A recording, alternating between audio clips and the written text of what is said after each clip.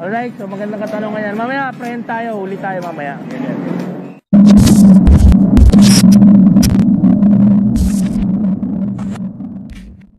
So ayan mga master, awareness video na naman tayo mga master kasi may napanood na naman tayong video regarding naman to sa paggamit ng mga helmet, no. So ang pamagat ng video na napanood ko ay huli kahit naka-helmet.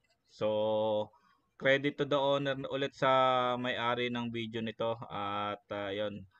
Siguro yung may-ari ng video nito ay isang OIC or traffic OIC ng isang lungsod sa Kamaynilaan. So sa Maynila ito nakikita ko at para sa kung di ako nagkakasmali ay sa Mandaluyong yata to. So panoorin natin mga master. Kung ikaw ay nakakarating sa Kamaynilaan, dapat panoorin mo ito mga master. Alright. So ano yun, sir? Ano tanong mo kanina? Sir, yung ano sa NAPSEL, sir. Yung ICC, di ba inuhuli na natin? So yun, narinig natin dun sa kasamahan niya, no, nagtanong na tungkol daw doon sa helmet. Kung huhulihin na daw ba nila yung mga walang ICC. So siguro bago lang yung ordinansa na pinatutupad nila or bago lang sila maghihigpit kasi ang ICC talaga is required matagal na, no. So ang ICC nga pala ang ibig sabihin niyan ay Import Commodity Clearance. So ang pagkakaalam ko is sa mga produkto lang na galing ibang bansa na dapat merong ICC kasi ito yung magiging parang pinakang permit para maibenta na dito sa Pilipinas ang isang produkto regardless to kung anong produkto, helmet, yung mga tulad ng mga Christmas light kalimitan, 'di ba? Pagpapasko yan, tulad ngayon pagpapasko. Panigurado, ano na naman sila sa mga ICC sticker na yan. Oo, under dun sa ating bagong ticketing system ngayon. So under daw sa bagong ticketing system, ibig sabihin may bago sila sigurong gagamitin ticket or bagong dagdag do sa ticket nila yung violation na to. Yung mga MC riders natin, yung mga nagmumotor, so ina-apprehend na natin sila although naka-helmet sila pero hindi sila nagsusuot ng proper crash helmet. So babagsak. So proper crash helmet, ito yung mga nakapasa sa standard. So basic standard, kailangan full face at half face na mayroong certification ng safety standards bukod sa ICC. Kasi yung ICC, iba pa yung category yan. Kumpara do sa safety standards na sinasabi yung certification na nakapasa sa safety standards.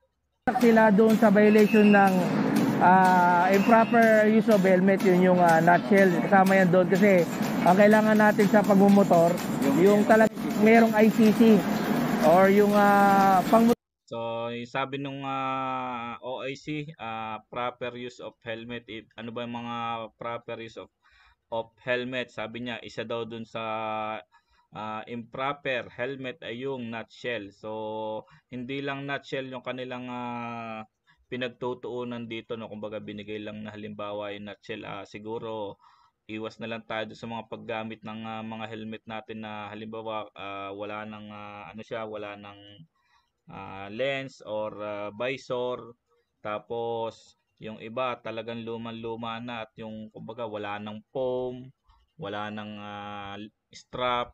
Yan, siguro yung kasama diyan sa improper use of helmet. Hindi lang yung nutshell kasi kalimitan nutshell mukhang bago pero hindi siya standard gamitin sa pagmomotor. motor talaga siya na kailangan. It's either full face or half face yun. So ang code niyan is 219J. So ayan, pinapakita dito nung enforcer na meron ng nakasama sa ticket nila kung saan nila ititik yung violation na yon. Use of helmet without ICC and the PS mark sticker on helmet. Yan, PS mark ay yun nga yung safety standards na certificate. Pero isa sa nakikita ko dito yung isang brand ng helmet na pagkakaalam ko ay manufactured dito sa Pilipinas, no. So kailangan pa ba yun ng ICC? Comment nga kayo mga master kasi may naalala kong isang brand ng helmet na manufactured dito sa Pilipinas, yun ba ay kailangan ng ICC kasi dito na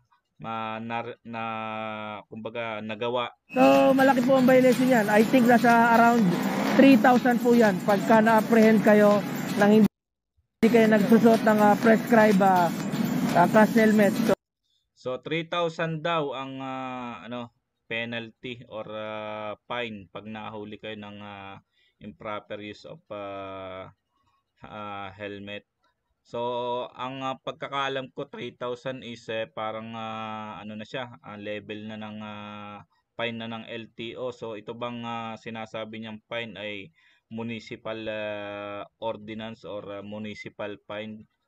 Kasi ang alam ko 3,000 talaga sa LTO. At yun nga, kumbaga kung sila ba ay manghuhuli ng ganitong violation ay dapat authorized ng LTO lang ang manghuhuli or pwede ang mga deputy ng ng mga municipality.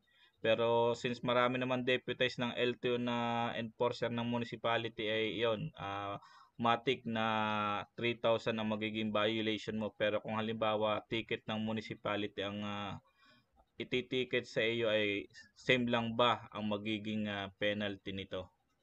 So kailangan pang-motor talaga yung helmet na kailangan ninyo kasi yan po yung magsasalba sa inyo in case magkaroon tayo ng hindi inaasang disgrasya sa pagmumotor.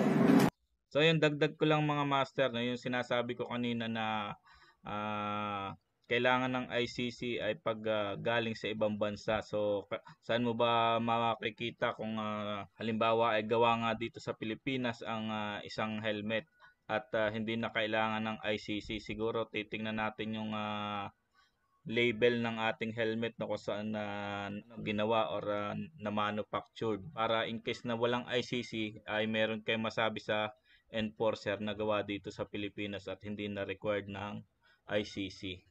So ayun mga master, siguro for awareness nga lang itong video na to at siguro mag-ingat na lang tayo at pilitin natin gumamit tayo ng mga standard helmets para iwas tayo sa abala na tulad nito na naghihigpit na ngayon. Ang dami ng mga batas na hinihigpitan na ngayon at ayun, sana lahat ng mga ito ay ating masunod at para iwas abala na rin sa atin. So ayun mga master, hanggang sa muli sa susunod na video at ride safe sa ating lahat. Let's go! Alright, so magandang katanungan yan. Mamaya, friend tayo, huli tayo mamaya. Ganyan.